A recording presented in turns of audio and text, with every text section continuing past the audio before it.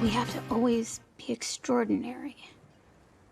But somehow we're always doing it wrong.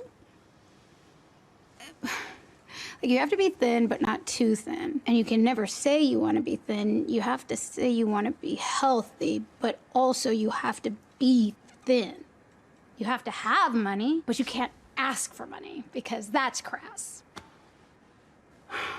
You have to be a boss, but you can't be mean. You have to lead, but you can't squash other people's ideas. You're supposed to love being a mother, but don't talk about your kids all the damn time. You have to never get old, never be rude, never show off, never be selfish, never fall down, never fail, never show fear, never get out of line. It's too hard, it's too contradictory, and nobody gives you a medal or says thank you. And it turns out, in fact, that not only are you doing everything wrong, but also everything is your fault. That was part of America Ferrera's iconic monologue in the blockbuster film Barbie about the unfair expectations and pressures put on women by society and themselves. That message hit close to home for many and speaks to a larger issue about attitudes toward feminism today. In fact, a new study came out showing there's an emerging gender divide when it comes to young people's attitudes towards masculinity and women's equality. Here to tell us more is editor of Forbes Women, Maggie McGrath, and MSNBC contributor Huma Abedin. She's vice chair of the Forbes and Know Your Value 3050 Summit, which is, by the way, next week. More on that in a moment. A little nervous. But Maggie, let's talk about this study. It was from King's College London Policy Institute and the Global Institute for Women's Leadership. They asked participants if they believe women or men have it tougher today. Kind of a disturbing trend came out of it about male attitudes. Tell us more about it. Well, Mika, researchers found that younger men feel less positively about the impact of feminism on society than do younger women, and even in some cases, older men, which we'll get into those generational differences in a minute. But essentially, among people ages 16 to 29, so that's Gen Z and the youngest millennials, 46% of women say that feminism has done more good than harm on society, yet just 36% of men the same age feel the same way. Meanwhile, 1 in 6 men in this age group say that feminism has done more harm than good, compared with 1 in 11 women of the same age. And then meanwhile, this research also asked women, who has it harder in society, men or women? 68% of these younger women said that women have a harder time in 2024, compared with just 35% of men who agree with that statement.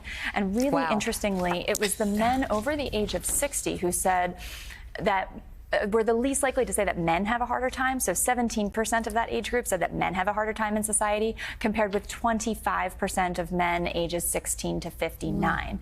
Now, just to zoom out, all of this is really important and interesting because researchers and social scientists generally expect younger generations to have more progressive views.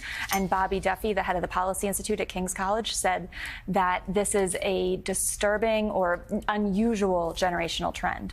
Interesting. And I have Jen Palmieri here getting ready for the 4th hour, like jumping in.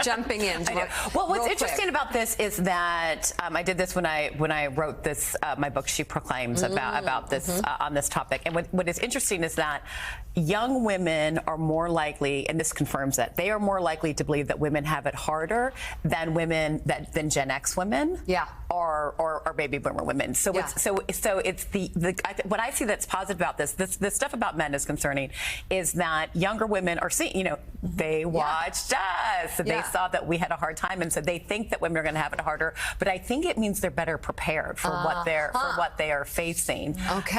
As opposed to things necessarily getting worse, but like that they're very aware. They saw Barbie. They know what's happening. So, Huma, participants were also asked if they believe toxic masculinity is a helpful phrase. And the results were so surprising. Tell us more and why this debate matters. Well, I always agree with whatever Palmieri says, but it's interesting to read some of this research that shows that overall, when respondents were asked if the term toxic masculinity was helpful, a helpful term or an unhelpful term, 41% of people asked said it was an unhelpful term compared to 22%.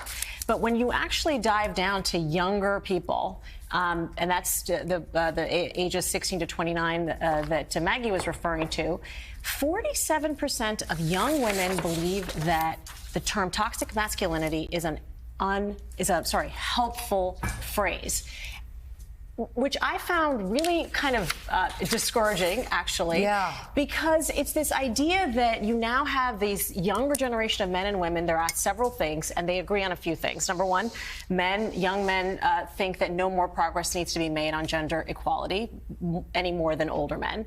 You have younger women who are generally to the left of men on political, and gender and party support issues. And so it's a real, it's almost as though you have a generation who's getting all their news from social media. What does this mean in terms of the divide? Does that increase as this generation gets older? But it's certainly something to watch, and I'm glad these researchers have done this assessment in a way that shows the difference between what older men and women believe and younger men and women, and I think it's something that we should continue to talk about, because I found some of it a little bit concerning.